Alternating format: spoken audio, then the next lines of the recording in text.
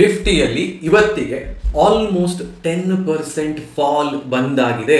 ತನ್ನ all time high ಆಗಿದ್ದಂತಹ 26,281ರಿಂದ ಕೆಳಗೆ ಬಿದ್ದು ಇವತ್ತು ನಿಫ್ಟಿ 23,559ರಲ್ಲಿ ಕೊನೆಯನ್ನು ಕಂಡಿದೆ. 2,600 ಪಾಯಿಂಟ್ಸ್ ಅಂತ ಹೇಳಿದರೆ 10% ಫಾಲ್ ನಿಫ್ಟಿಯಲ್ಲಿ ಬಂದಾಯಿತು. ನಾನಿವತ್ತು ನಿಫ್ಟಿ ಹೀಗೆ ಬೀಳ್ತಿದ್ದಾಗ ಒಂದು ಪೋಸ್ಟ್ ಹಾಕಿದ್ದೆ. ಅದೇನು ಅಂದರೆ, ನಿಫ್ಟಿ ಕ್ಲೋಸಿಂಗ್ ಬೇಸಿಸ್ನಲ್ಲಿ 23,547 ಅನ್ನು ರೆಸ್ಪೆಕ್ಟ್ ಮಾಡಿ ಅಲ್ಲಿ ಒಂದು ಸಪೋರ್ಟನ್ನು ತಗೊಂಡು ಮೇಲಕ್ಕೆ ಹೋಗುತ್ತೋ ಇಲ್ವೋ ಅನ್ನುವುದನ್ನು ನೋಡಬೇಕು. On a daily basis closing ಅಲ್ಲದಿದ್ರೂ ಕೂಡ ಆ ಲೆವೆಲನ್ನು ಬ್ರೇಕ್ ಮಾಡಿ ಅದು ಕೆಳಗೆ ಹೋಗುತ್ತಾ ಇವತ್ತಿನ ಟ್ರೇಡಿಂಗ್ ಸೆಷನ್ನಲ್ಲಿ ಅನ್ನೋದನ್ನು ಕೂಡ ನೋಡಬೇಕು ಅನ್ನುವಂತಹ ಪೋಸ್ಟ್ ಹಾಕಿದ್ದೆ. ಇವತ್ತು ನಿಫ್ಟಿ 23,518 ಪಾಯಿಂಟಿಗೆ ಒಮ್ಮೆ ಹೋಗಿ ಅಲ್ಲಿಂದ ರಿಕವರಿ ಆಗಿಕೊಂಡು ಬಂದು 23,559ಕ್ಕೆ ಕ್ಲೋಸಿಂಗನ್ನು ಕೊಡ್ತು. ನಾನು ಯಾಕೆ ಈ 23,547 ಇಂಪಾರ್ಟೆಂಟ್ ಲೆವೆಲ್ ಅಂತ ಹೇಳಿದ್ದೆ ಅನ್ನೋದನ್ನು ಇವತ್ತಿನ ವಿಡಿಯೋದಲ್ಲಿ ಎಕ್ಸ್ಪ್ಲೈನ್ ಮಾಡುವಂತಹ ಪ್ರಯತ್ನವನ್ನು ಪಡ್ತೀನಿ. ಯಾವಾಗ ಈ ಲೆವೆಲನ್ನು ನಿಫ್ಟಿ ಬ್ರೇಕ್ ಮಾಡಿದೆಯೋ ಆಗ ಏನಾಗಿದೆ ಅನ್ನೋದನ್ನು ಕಳೆದ 5-7 ವರ್ಷಗಳ ಚಾರ್ಟನ್ನು ನಾವು ಹಿಂದಕ್ಕೆ ಹೋಗಿ ನೋಡಿ ನಮ್ಮ ಅನಾಲಿಸಿಸನ್ನು ಕಂಟಿನ್ಯೂ ಮಾಡಿಕೊಂಡು ಹೋಗೋಣ. ನಾನು ಸ್ಕ್ರೀನ್ ಶೇರ್ ಮಾಡ್ತೀನಿ. ಸ್ಕ್ರೀನ್ನಲ್ಲಿ ನಿಫ್ಟಿಯ ಚಾರ್ಟನ್ನು ನಾವು ಇವತ್ತು ನೋಡೋಣ. ಇದು ನಿಫ್ಟಿಯ ಡೈಲಿ ಚಾರ್ಟ್. ಡೈಲಿ ಟೈಮ್ ಫ್ರೇಮನ್ನು ನಾನಿಲ್ಲಿ ಆಯ್ಕೆ ಮಾಡಿಕೊಂಡಿದ್ದೇನೆ. ಡೈಲಿ ಟೈಮ್ ಫ್ರೇಮ್ನಲ್ಲಿ ನಾವು ನೋಡಬೇಕಾಗಿರುವಂತಹ ವಿಷಯ ಏನು ಅನ್ನೋದನ್ನು ಕೂಡ ನಾನು ನಿಮಗೆ ಹೇಳ್ತೇನೆ. ಇಲ್ಲಿ ಒಂದಿಷ್ಟು ಲೈನ್ಗಳು ಬೇರೆ ಬೇರೆ ಕಲರ್ನದ್ದು ನೀವು ನೋಡಿರಬಹುದು. ಇದರಲ್ಲಿ ತುಂಬ ಲೈನ್ಗಳು ನಾವು ಲಾಂಗ್ ಟರ್ಮ್ ಇನ್ವೆಸ್ಟ್ಮೆಂಟ್ನ ಬಗ್ಗೆ ಆಲೋಚನೆ ಮಾಡಬೇಕಾದ್ರೆ ಮೀನಿಂಗ್ಫುಲ್ ಆಗಿರುವಂತಹದ್ದಲ್ಲ. ನಾನು ಶಾರ್ಟ್ ಟರ್ಮ್ ಮೂವ್ಮೆಂಟ್ಗಳನ್ನು ಟ್ರ್ಯಾಕ್ ಮಾಡೋದಕ್ಕೂ ಕೂಡ ಇವುಗಳನ್ನು ಬಳಕೆ ಮಾಡುವ ಕಾರಣ ನನ್ನ ಚಾರ್ಟ್ನಲ್ಲಿ ಈ ಲೈನ್ಗಳು ಕೂಡ ಇದ್ದಾವೆ. ಬಟ್ ನೀವಿಲ್ಲಿ ಕೆಳಗೆ ಒಂದು ಲೈನನ್ನು ನೋಡ್ತಾ ಇರಬಹುದು. ಇದನ್ನು ನಾವು 200 ಡೇ ಡೈರೆಕ್ಟ್ ಮೂವಿಂಗ್ ಆವ್ರೇಜ್ ಅಥವಾ 200 ಡೈಲಿ ಮೂವಿಂಗ್ ಆವ್ರೇಜ್ ಅನ್ನುವುದನ್ನು ಕೂಡ ಹೇಳ್ತೀವಿ. 200 ಡೇ ಡೈಲಿ ಮೂವಿಂಗ್ ಆವ್ರೇಜ್ ಅಂತ ಹೇಳುವಂತಹ ಈ ಚಾರ್ಟನ್ನು ನಾವು ನೋಡಬೇಕಾಗುತ್ತೆ. ಈ ಚಾರ್ಟ್ ನಾವು ಯಾಕೆ ನೋಡಬೇಕು ಅಂತ ಹೇಳಿದರೆ, ಈ ಲೈನ್ ಇಂಡಿಕೇಟ್ಸ್ ಅನ್ ಎಕ್ಸ್ಟ್ರೀಮ್ಲಿ ಸ್ಟ್ರಾಂಗ್ ಸಪೋರ್ಟ್ ಆರ್ ಅನ್ ಎಕ್ಸ್ಟ್ರೀಮ್ಲಿ ಸ್ಟ್ರಾಂಗ್ ರೆಸಿಸ್ಟೆನ್ಸ್. ಸಪೋರ್ಟ್ ಅಂತ ಹೇಳಿದರೆ ಏನು? ಮಾರ್ಕೆಟ್ ಅಥವಾ ಯಾವುದಾದ್ರೂ ಒಂದು ಸ್ಟಾಕ್ ಆ ಪ್ರೈಸ್ ಅನ್ನ ರೀಚ್ ಆದಾಗ ಅಲ್ಲಿ ಬೈಯಿಂಗ್ ತುಂಬಾ ಹೆಚ್ಚಾಗುತ್ತೆ. ಬೈಯಿಂಗ್ ಹೆಚ್ಚಾದ ಕೂಡಲೇ ಅಲ್ಲಿಂದ ರಿಬೌಂಡ್ ಆಗಿಬಿಟ್ಟು ಆ ಸ್ಟಾಕ್ ಅಥವಾ ಇಂಡೆಕ್ಸ್ ಮೇಲಕ್ಕೆ ಹೋಗುತ್ತೆ ಅಂತ ಹೇಳುವ ಕಾರಣಕ್ಕೆ ಒಂದು ಸ್ಪೆಸಿಫಿಕ್ ಪಾಯಿಂಟ್ ಅನ್ನ ನಾವು ಸಪೋರ್ಟ್ ಅಂತ ಕರಿತೀವಿ.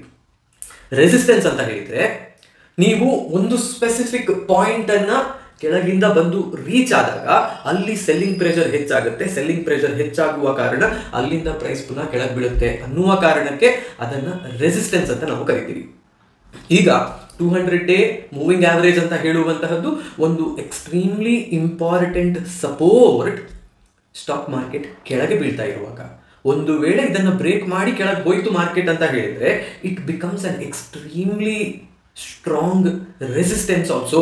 ಇಲ್ಲಿಯೇ ಪ್ರೈಸ್ ರಿಜೆಕ್ಷನ್ಗಳು ಬರುವಂತಹದ್ದು ಮತ್ತೆ ಪುನಃ ಯಾವಾಗ ಸ್ಟಾಕ್ ಮಾರ್ಕೆಟ್ ಮೇಲಕ್ಕೆ ಹೋಗುವ ಪ್ರಯತ್ನವನ್ನು ಮಾಡುತ್ತೋ ಆಗ. ಈಗ ಇವತ್ತು ನಾನು ಯಾಕೆ 23,547 ಲೆವೆಲ್ಸ್ ತುಂಬ ಇಂಪಾರ್ಟೆಂಟ್ ಅಂತ ಹೇಳಿದ್ದೆ ಅಂತ ಹೇಳಿದರೆ, ಇದೇ ಕಾರಣಕ್ಕೆ. ಇಲ್ಲಿ ನೋಡಿ, 23,550, 547 ಲೆವೆಲ್ಸ್ನಲ್ಲಿ 200 ಡೇ ಡೈಲಿ ಮೂವಿಂಗ್ ಆವರೇಜ್ ಇದೆ. ಈಗ ಇವತ್ತು ಏನಾಯಿತು, ಡೈಲಿ ಕ್ಲೋಸಿಂಗ್ ಬೇಸಿಸ್ನಲ್ಲಿ, ನೀವು ಇವತ್ತು ಕ್ಲೋಸಿಂಗ್ ಬೇಸಿಸ್ನಲ್ಲಿ ಈ ಚಾರ್ಟನ್ನು ನೋಡಿದರೆ it has closed above the 200 day DMA. ಸ್ವಲ್ಪ ಝೂಮ್ ಇನ್ ಮಾಡೋಣ. ಇಲ್ಲಿ ನೋಡಿದರೆ ದ ಕ್ಲೋಸಿಂಗ್ ಈಸ್ ಅರೌಂಡ್ 23,601 ಅಂತ ಇಲ್ಲಿ ತೋರಿಸ್ತಾ ಇದೆ, ಬಟ್ ಆಕ್ಚುಯಲ್ ಕ್ಲೋಸಿಂಗ್ ಈಸ್ 23,559 ಇರಲಿ. So that is where the Nifty has closed today. So ಇದು ಏನನ್ನು ಹೇಳ್ತಿದೆ, ಇವತ್ತಿನ ಮಟ್ಟಿಗೆ Nifty has taken care that it has defended the 200 day DMA. ಯಾಕೆ ಇಷ್ಟು ಇಂಪಾರ್ಟೆಂಟ್ ಇದು ಅನ್ನೋದನ್ನು ನಾವು ನೋಡಿದರೆ ಚಾರ್ಟನ್ನು ಸ್ವಲ್ಪ ಝೂಮ್ ಔಟ್ ಮಾಡಿ ನೋಡಬೇಕು. ಇಲ್ಲಿ ನೋಡಿ, 200 ಡೇ DMA 2023 ಏಪ್ರಿಲ್ ತಿಂಗಳ ನಂತರ ಇಲ್ಲಿಯವರೆಗೆ ಅಂದರೆ ಆಲ್ಮೋಸ್ಟ್ 1.5 ವರ್ಷದಲ್ಲಿ ಯಾವತ್ತೂ ಕೂಡ ಸ್ಟಾಕ್ ಮಾರ್ಕೆಟ್ 200 ಡೇ DMA ಹತ್ರ ಕೂಡ ಬಂದಿಲ್ಲ. ಕೆಳಗೆ ಹೋಗೋದು ಬಿಡಿ, ಅದರ ಹತ್ತಿರವೂ ಕೂಡ ಬಂದಿಲ್ಲ. ಆದರೆ ಯಾವಾಗೆಲ್ಲ ಇದು ಹೀಗೆ ಕೆಳಗೆ ಹೋಗಿದೆಯೋ, 200 ಡೇ DMA ಯಾವಾಗ ಬ್ರೀಚ್ ಆಯಿತೋ, ಇಲ್ಲಿ ನೋಡಿ, ಮೊದಲ ಬಾರಿಗೆ ಇಲ್ಲಿ ಬಿತ್ತು, ಇಲ್ಲೊಂದು ರಿಜೆಕ್ಷನ್ ಕ್ಯಾಂಡಲ್ ನಿಮಗೆ ಸಿಕ್ತು. This is rejection candle for up move, but this is a confirmation that there is a break down happening in the Nifty. ಇಲ್ಲಿಂದ ಯಾವಾಗ ಬಿತ್ತೋ ಈ ಡೇಟ್ ನೋಡಿ 10/3/2023, ಅಲ್ಲಿಂದ ಮತ್ತೆ ಅದರ ಮೇಲೆ ಹೋಗಿ to get a confirmation that it is breaking out, it took 1 month. 20-25 trading ದಿನಗಳನ್ನು ನಾವು ಅದಕ್ಕೋಸ್ಕರ ತಗೋಬೇಕಾಯಿತು to go above the 200 DMA. ಅದಕ್ಕಿಂತ ಮುಂಚೆ ಇಲ್ಲಿ ನೋಡಿ, ಜಸ್ಟ್ 1 ತಿಂಗಳ ಮುಂಚೆ there was a try to break down. ಆ ಬ್ರೇಕ್ ಡೌನ್ ಆಗಲಿಲ್ಲ. ಒಂದ್ಸತಿ ಆಯಿತು, ಮತ್ತೆ ಕನ್ಫರ್ಮೇಶನ್ ಕ್ಯಾಂಡಲ್ ಇಲ್ಲಿ ಎಲ್ಲೂ ಸಿಗಲಿಲ್ಲ, it went back up. But ಇಲ್ಲಿ ಬಂದಾಗ there was a strong reason to fall. ನನ್ನ ಪ್ರಕಾರ ಇದು ರಷ್ಯಾ ಉಕ್ರೇನ್ ವಾರ್ನ ಸಮಯದಲ್ಲಿ ಏನೋ ಆಗಿತ್ತು ಅಂತ ಅನ್ಸುತ್ತೆ. That was a news based move, that is why the market fell here. ಅಲ್ಲಿಂದ ಹಿಂದಕ್ಕೆ ಹೋಗೋಣ.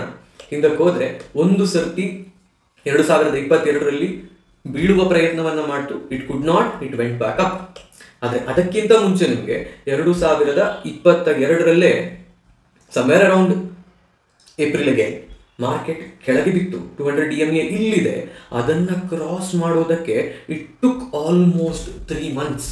3 ತಿಂಗಳ ಕಾಲ ಅದು 200 DMA ಕೆಳಗೆ ಇತ್ತು ಆ್ಯಂಡ್ ಇಟ್ ಫೆಲ್ ಸಿಗ್ನಿಫಿಕೆಂಟ್ಲಿ. ಇಲ್ಲಿದ್ದಂತಹ ಲೆವೆಲ್ಸ್ ಆಲ್ಮೋಸ್ಟ್ 17,000 ಇತ್ತು. 17,000ದಿಂದ ಕೆಳಗೆ ಬಂದು 15,000ದವರೆಗೆ ಬಂತು. ಅಂದರೆ ಆಲ್ಮೋಸ್ಟ್ 10% ಫಾಲ್ ಅಥವಾ 10%ಗಿಂತ ಹೆಚ್ಚಿನ ಫಾಲ್ ಇಲ್ಲೂ ಕೂಡ ಬಂದಿತ್ತು. ನೀವು ಇಲ್ಲಿ ನೋಡಿದರೆ ದ ಫಾಲ್ 17,000 ಇಂದ ಲೋವೆಸ್ಟ್ ಪಾಯಿಂಟ್ ನೀವು ನೋಡಿದರೆ 16,875. So this was not a big fall. 17,440 ಇಂದ ಕೆಳಗೆ ಬಿದ್ದು ಒಂದು 800 ಪಾಯಿಂಟ್ ಕೆಳಗೆ ಬಿದ್ದಿತ್ತು. ಇಲ್ಲಿ ಆಲ್ಮೋಸ್ಟ್ 10% ಕೆಳಗೆ ಬಿದ್ದಿತ್ತು. ಇಲ್ಲಿ ಮತ್ತೊಮ್ಮೆ 2022ರಲ್ಲಿ ಫೆಬ್ರವರಿಯಲ್ಲಿ ಇಲ್ಲಿ ಫೇಲ್ ಆಯಿತು. But then this was not a confirmation anyway.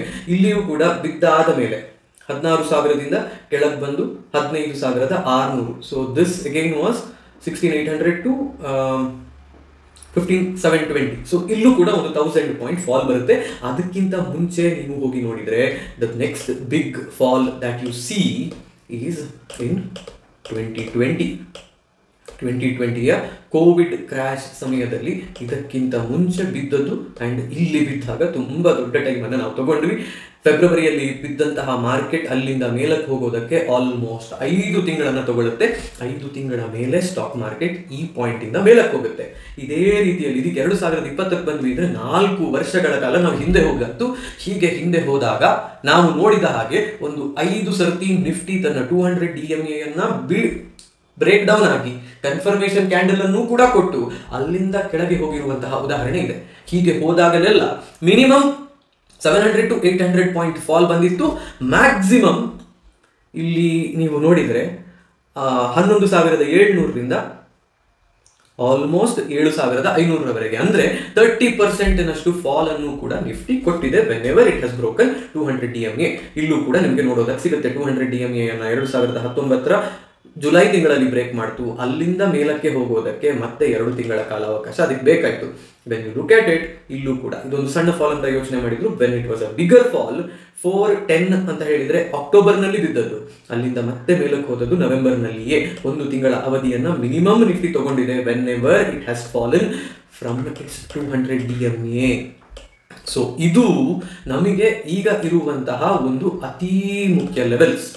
We will have to see if Nifty is capable of handling and capable of protecting this level ಅಂತ ಹೇಳುವಂತಹದ್ದು. ಇವತ್ತು ಇಲ್ಲಿ ಮೇಲೆ ಬಂದಿದೆ. ನಾಳೆ ನನ್ನ ಪ್ರಕಾರ ಒಂದು ಸಣ್ಣ ಮಟ್ಟಿನ ಬೌನ್ಸ್ ಏನಾದರೂ ಸ್ಟಾರ್ಟಿಂಗ್ ಅಲ್ಲಿ ಬರಬಹುದು. Are we going to be able to handle that bounce? Are we going to be able to protect this level ಅಂತ ಹೇಳುವಂತಹದ್ದು ಈಗ ಇರುವಂತಹ ಅತಿ ಮುಖ್ಯ ಪ್ರಶ್ನೆ. Because if we are able to defend this levels, ನಾವು ಇಲ್ಲಿಂದ ಮೇಲಕ್ಕೆ ಹೋಗಬೇಕಾಗುತ್ತೆ. ಇಲ್ಲಿಂದ we would see an upward movement. But if it is not that case, ಒಂದು ವೇಳೆ ಡಿಫೆಂಡ್ ಮಾಡೋದಕ್ಕೆ ಸಾಧ್ಯ ಆಗಲಿಲ್ಲ, ನಾಳೆ ಇಲ್ಲೊಂದು ಫಾಲ್ ಬರುತ್ತೆ, ಕ್ಲೋಸಿಂಗ್ ಇದಕ್ಕಿಂತ ಕೆಳಗೆ ಬರುತ್ತೆ, ನಾಡಿದ್ದು ಮತ್ತೊಂದು ಕನ್ಫರ್ಮೇಷನ್ ಕ್ಯಾಂಡಲ್ ಅಲ್ಲಿಯೇ ಫಾಲ್ ಆಗಿಬಿಟ್ಟು ನೋಡಿ ಸಿಗುತ್ತೆ ಅಂತ ಹೇಳಿದರೆ, then we have things to worry. ಇನ್ನೂ ಒಂದು 5-7% ಫಾಲನ್ನು ನಾವು ನೋಡುವಂತಹ ಸಾಧ್ಯತೆ ಇರುತ್ತೆ. ನೀವಿಲ್ಲಿ ಬಂದು ನೋಡಿದರೆ ನಮ್ಮ ರಿಸಲ್ಟ್ಗಳು, ಎಲ್ಲ ರಿಸಲ್ಟ್ಗಳು ಕೂಡ ಆಲ್ಮೋಸ್ಟ್ ಕೆಟ್ಟದಾಗಿದ್ದಾವೆ. ರಿಸಲ್ಟ್ಸ್ ಸೈಕಲ್ ಬರ್ತಾ ಇದೆ, ಕ್ವಾರ್ಟರ್ಲಿ ರಿಸಲ್ಟ್ಸ್ ನೋಡ್ತಾ ಇದ್ದೀವಿ. ನೀವು ಯಾವ ನ್ಯೂಸನ್ನು ಓದಿದ್ರು ಕೂಡ ವ್ಯಾಲ್ಯೂಯೇಷನ್ ರಿಸ್ಕ್ ಇದೆ ಅಂತ ಹೇಳ್ತಾ ಇದ್ದಾರೆ. Basically what they are trying to tell is, ಎಲ್ಲ ಕಂಪನಿಗಳು ತುಂಬ ದೊಡ್ಡ ಮಟ್ಟಿನ ವ್ಯಾಲ್ಯೂಯೇಷನಲ್ಲಿ ಟ್ರೇಡ್ ಆಗ್ತಾ ಇದ್ದಾವೆ. ನೀವು ಅವುಗಳ historic PE to the PE right ನಾವು ನೀವು ನೋಡಿದರೆ ಎಲ್ಲವೂ ಕೂಡ ಮೀಡಿಯನ್ PE ಗಿಂತ ಮೇಲೆ ಇದ್ದಾವೆ. ಹೀಗೆ ಮೀಡಿಯನ್ PE ಗಿಂತ ಮೇಲೆ ಒಂದು ಸ್ಟಾಕ್ ಟ್ರೇಡ್ ಆಗ್ತಿದೆ ಅಂತ ಹೇಳಿದ್ರೆ what is the expectation from the investors expect that the market is going to perform well ಅಂತ, ಅಥವಾ the investors are expecting that company should give excellent returns. Sorry, ನಾನು ಇಂಗ್ಲಿಷ್ನಲ್ಲಿ ಹೇಳ್ತಾ ಇದ್ದೀನಿ. ಏನನ್ನ ಯೋಚನೆ ಮಾಡ್ತಾರೆ ಮೀಡಿಯನ್ PE ಗಿಂತ ಹೆಚ್ಚಿದ್ದಾಗ ಅಂತ ಹೇಳಿದ್ರೆ, ಅಥವಾ ಯಾವ ಎಕ್ಸ್ಪೆಕ್ಟೇಷನ್ ಇಟ್ಟುಕೊಂಡು ಒಬ್ಬ ಇನ್ವೆಸ್ಟರ್ ಇನ್ವೆಸ್ಟ್ ಮಾಡ್ತಾನೆ ಅಂತ ಹೇಳಿದ್ರೆ, ಕಂಪನಿ ಪರ್ಫಾರ್ಮೆನ್ಸ್ ಅನ್ನ ಇನ್ನೂ ಚೆನ್ನಾಗಿ ಮಾಡುತ್ತೆ, ಇನ್ನೂ ಹೆಚ್ಚಿನ ಲಾಭವನ್ನ ಒಂದು ಕಂಪನಿ ಮಾಡುತ್ತೆ, ರೆವೆನ್ಯೂ ಗ್ರೋತ್ ಇರುತ್ತೆ, ಪ್ರಾಫಿಟ್ ಗ್ರೋತ್ ಇರುತ್ತೆ, EPS ಹೆಚ್ಚಾಗುತ್ತೆ. ಈ ಕಾರಣದಿಂದಾಗಿ PE ರೇಷಿಯೋವನ್ನ ಜಸ್ಟಿಫೈ ಮಾಡಿಕೊಳ್ಳುವುದಕ್ಕೆ ಬೇಕಾದಂತಹ ರಿಸಲ್ಟ್ಗಳು ಅಲ್ಲಿರ್ತವೆ ಅನ್ನುವಂತಹ ಆಲೋಚನೆ ಜನರದ್ದು, ಇನ್ವೆಸ್ಟರ್ಸ್ದು. ಆದರೆ ಏನಾಗ್ತಿದೆ ಭಾರತದಲ್ಲಿ ಇವತ್ತು ಈ ಸ್ಪೆಸಿಫಿಕ್ ಪಾಯಿಂಟ್ ಆಫ್ ಟೈಮ್ನಲ್ಲಿ ನೀವು ನೋಡಿದ್ದೀರಿ ಅಂತ ಹೇಳಿದರೆ, ಅಕ್ಟೋಬರ್ನಲ್ಲಿ ನಮ್ಮ ಇನ್ಫ್ಲೇಷನ್ ಡೇಟಾ ಬಂದಿದೆ. ಇನ್ಫ್ಲೇಷನ್ ಈಸ್ ಹೈಯರ್, 6.2% ಇದೆ, which is at a 14-month high. 14 ತಿಂಗಳಲ್ಲಿ ಇನ್ಫ್ಲೇಷನ್ ಈ ಮಟ್ಟಕ್ಕೆ ಯಾವತ್ತೂ ಕೂಡ ಹೋಗಿರಲಿಲ್ಲ, ಈ ಲೆವೆಲ್ನಲ್ಲಿ ಯಾವತ್ತೂ ಇರಲಿಲ್ಲ. ಇವತ್ತು ಇನ್ಫ್ಲೇಷನ್ ಅಲ್ಲಿದೆ. ನಾವು ರೇಟ್ ಕಟ್ಗಳನ್ನು ಮಾಡಿದ್ದೀವ? ಕಳೆದ 3 ವರ್ಷದಲ್ಲಿ ನಾವು ರೇಟ್ ಕಟ್ ಕೂಡ ಮಾಡಿಲ್ಲ. ರೇಟ್ ಕಟ್ ಮಾಡಿಲ್ಲದೆ ಇರುವ ಕಾರಣದಿಂದಾಗಿ we are still a high interest country. ನಮ್ಮಲ್ಲಿ ಇನ್ನೂ ಕೂಡ ರೆಪೋ ರೇಟ್ ತುಂಬಾ ಹೆಚ್ಚಿದೆ. ರೆಪೋ ರೇಟ್ ಹೆಚ್ಚಿದೆ ಅಂತ ಹೇಳಿದರೆ we are in a high interest environment. ನಿಮಗೆ ಬಜಾಜ್ ಫಿನಾನ್ಸ್ ನಂತಹ ಹೌಸಿಂಗ್ ಫಿನಾನ್ಸ್ ನಂತಹ ಕಂಪನಿ ಅಥವಾ ಯಾವುದಾದ್ರೂ ಬ್ಯಾಂಕ್ಗಳು ಹೋಮ್ ಲೋನ್ ಕೊಡಬೇಕು ಅಂತ ಹೇಳಿದರೆ, ಆಗ ಹೊಸ ಹೋಮ್ ಲೋನ್ ಅನ್ನು ತಗೊಳ್ಳುವವರು ಯಾವಾಗ ತಗೋತಾರೆ? When the rates R down. Interest rate ಕಮ್ಮಿ ಆದಾಗ ಹೊಸ ಮನೆಯನ್ನು ಖರೀದಿ ಮಾಡುವುದಕ್ಕೆ ಜನ ಹೊರಡ್ತಾರೆ. ಆದ್ರೆ ಇಂಟ್ರೆಸ್ಟ್ ಹೆಚ್ಚಿದೆ ಅಂತ ಆದಾಗ ಹೊಸ ಪರ್ಚೇಸಸ್ ಕಮ್ಮಿ ಆಗುತ್ತೆ. ಹೊಸ ಪರ್ಚೇಸಸ್ ಕಮ್ಮಿ ಆಯಿತು ಅಂತ ಆದ್ರೆ ಇನ್ಫ್ಲೇಷನ್ ಕೆಳಗೆ ಬರಬೇಕು. ಆದ್ರೆ ಈಗ ಏನಾಗ್ತಿದೆ, ನಮ್ಮ ಇಂಟ್ರೆಸ್ಟ್ ರೇಟ್ ಕೂಡ ಹೆಚ್ಚಿದೆ, ಇನ್ಫ್ಲೇಷನ್ ಕೂಡ ಹೆಚ್ಚಿದೆ. ಹೀಗಿರುವಂತಹ ಒಂದು ಎನ್ವೈರನ್ಮೆಂಟ್ ಇನ್ವೆಸ್ಟರ್ಸ್ಗೆ ಕಾನ್ಫಿಡೆನ್ಸ್ ಅನ್ನ ಕೊಡ್ತಾ ಇಲ್ಲ. ಅದ್ರ ಜೊತೆಯಲ್ಲಿ ಬ್ರಿಟಾನಿಯಾದ ರಿಸಲ್ಟ್ಸ್ ಬಂತು, ಇಟ್ ವಾಸ್ ಬ್ಯಾಡ್. ಅವರು ಹೇಳ್ತಿದ್ದಾರೆ ನಮಗೆ ಕನ್ಸಂಪ್ಷನ್ ಪ್ರೆಷರ್ ನಾವು ನೋಡ್ತಿದ್ದೀವಿ ಅಂತ. ರಿಲಯನ್ಸ್ 22% ಕೆಳಗೆ ಬಿದ್ದಿದೆ ತನ್ನ ಆಲ್ ಟೈಮ್ ಹೈ ಇಂದ, ವಿಚ್ ಇಸ್ ಆಲ್ಸೋ ಬ್ಯಾಡ್. ಅದಾಗಿ ಆದ ಮತ್ತೆ ಟಾಟಾ ಮೋಟರ್ಸ್ ನಂತಹ ಕಂಪನಿ ಇರಬಹುದು, ಅವರ ಅರ್ನಿಂಗ್ಸ್ ಕೂಡ ಕಮ್ಮಿ ಬಂದಿದೆ. JLR ಲ್ಯಾಂಡ್ ರೋವರ್ನಲ್ಲಿ ಅಲ್ಲಿ ಅರ್ನಿಂಗ್ಸ್ನಲ್ಲಿ ಅವರಿಗೆ ಪ್ರೆಷರ್ ಎಕ್ಸ್ಪೀರಿಯನ್ಸ್ ಮಾಡ್ತಿದ್ದೀವಿ ಅಂತ ಹೇಳ್ತಿದ್ದಾರೆ. 1000 ಆಸುಪಾಸಿನಲ್ಲಿದ್ದಂತಹ ಸ್ಟಾಕ್ 780 ಆಸುಪಾಸಿಗೆ ಬಂದಿದೆ, which is a 30% fall almost. ನೀವು ಇದೇ ರೀತಿಯಲ್ಲಿ ಎಲ್ಲ ಕಡೆಯಲ್ಲಿಯೂ ಕೂಡ ಡೇಟಾವನ್ನು ನೋಡ್ತಾ ಇದ್ದೀವಿ. ಈ ಡೇಟಾ ಏನನ್ನು ಹೇಳ್ತಿದೆ? There is a pressure in our economy which we are not able to see. ನಮ್ಮ GST ಕಲೆಕ್ಷನ್ ಹೆಚ್ಚಾಗ್ತಿದೆ ಅಂತ ಹೇಳ್ತಿದ್ದೀವಿ, ನಾವು ಇಂಡಸ್ಟ್ರಿಯಲ್ ಪ್ರೊಡಕ್ಷನ್ ಹೆಚ್ಚಾಗ್ತಿದೆ ಅಂತ ಹೇಳ್ತಿದ್ದೀವಿ. But we are also seeing that ಅಲ್ಲೊಂದು ದೊಡ್ಡ ಮಟ್ಟಿನ ಸ್ಟಾಕ್ ಪೈಲಪ್ ಆಟೋಮೊಬೈಲ್ ಇಂಡಸ್ಟ್ರಿಯಲ್ ಆಗಿದೆ. ಕಾರ್ಗಳ ಮಾರಾಟದಲ್ಲಿ ದೊಡ್ಡ ಮಟ್ಟಿನ ಡಿಕ್ಲೈನ್ ಅನ್ನು ನಾವು ನೋಡ್ತಾ ಇದ್ದೀವಿ. ಎಲ್ಲೋ ಒಂದು ಕಡೆ ಪಾಪ್ಯುಲೇಷನ್ ಅಥವಾ ನಮ್ಮ ದೇಶದ ಜನರಿಗೆ ಖರ್ಚು ಮಾಡೋದಕ್ಕೆ ಇರುವಂತಹ ಡಿಸ್ಪೋಸೇಬಲ್ ಇನ್ಕಮ್ನಲ್ಲಿ ಸಣ್ಣ ಸಮಸ್ಯೆ ಕಾಣ್ತಾ ಇದೆ. ಈ ಸಮಸ್ಯೆಯ ಕಾರಣದಿಂದಲೇ ಬ್ರಿಟಾನಿಯಾ ಬಿಸ್ಕೆಟ್ಗಳನ್ನು ತಿಂತಾ ಇದ್ದವರು ತಿನ್ನೋದನ್ನು ಕಮ್ಮಿ ಮಾಡಿದ್ದಾರೆ. ಹೀಗೆ ಅವರು ಬಿಸ್ಕೆಟ್ ತಿನ್ನೋದು ಕಮ್ಮಿ ಮಾಡಿದ್ರು ಅಂತ ಹೇಳಿದರೆ ಬ್ರಿಟಾನಿಯಾ ತನ್ನ ರೆವೆನ್ಯೂ ಎಸ್ಟಿಮೇಟ್ ಅನ್ನು ಮೀಟ್ ಮಾಡೋದಕ್ಕೆ ಸಾಧ್ಯ ಆಗೋದಿಲ್ಲ. ಬ್ರಿಟಾನಿಯಾದ ಉದಾಹರಣೆಯನ್ನು ಯಾಕೆ ತಗೋತಿದ್ದೀನಿ ಅಂದರೆ, it is a simple explanation that I can give. Hindustan ಯೂನಿಲಿವರ್ನ ರಿಸಲ್ಟ್ ನೋಡಿದ್ರೆ ಅದು ಕೂಡ ಅದೇ ರೀತಿಯಲ್ಲಿದೆ. ITCಯ ರಿಸಲ್ಟ್ ನೋಡಿದ್ರೆ ಅದು ಕೂಡ ಅದೇ ರೀತಿಯಲ್ಲಿದೆ.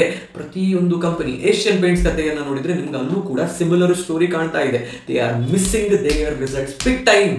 ಎಲ್ಲರಿಗೂ ಕೂಡ ರಿಸಲ್ಟ್ಸ್ ಮಿಸ್ ಆಗ್ತಿದೆ ಅಂತ ಹೇಳಿದ್ರೆ Asian Paints suddenly did not become a bad company. ಬ್ರಿಟಾನಿಯಾದವರ ಬಿಸ್ಕೆಟ್ ಇದ್ದಕ್ಕಿದ್ದ ಹಾಗೆ ಟೇಸ್ಟ್ ಇಲ್ಲ ಅಂತ ಆಗಲಿಲ್ಲ. ಹಿಂದೂಸ್ತಾನ್ ಯೂನಿಲಿವರ್ನವರು ಮಾರಾಟ ಮಾಡ್ತಾ ಇದ್ದಂತಹ ಸೋಪ್ನಲ್ಲಿ ಫ್ರೇಗ್ರೆನ್ಸ್ ಕಮ್ಮಿ ಆಗಿದೆ ಅಂತಲ್ಲ. But people are being cautious. ಜನರು ಖರ್ಚು ಮಾಡೋದಕ್ಕೆ ಸ್ವಲ್ಪ ಯೋಚನೆ ಮಾಡ್ತಿದ್ದಾರೆ ಅಂತ ಹೇಳೋದನ್ನ ಇದೆಲ್ಲವೂ ಹೇಳ್ತಾ ಇದೆ. ಇನ್ ಎಡಿಷನ್ ಟು ದಿಸ್, FIIಗಳು ಮಾರಾಟ ಮಾಡ್ತಾ ಇದ್ದಾರೆ. ಅವರ ಮಾರಾಟಕ್ಕೆ ಕೊನೆಯೇ ಇಲ್ಲವೇನೋ ಅಂತ ಅನ್ನಿಸ್ತಾ ಇದೆ. ಅದು ಕೂಡ ಫಾಲ್ಗೆ ಕಾರಣ ಆಗ್ತಿದೆ.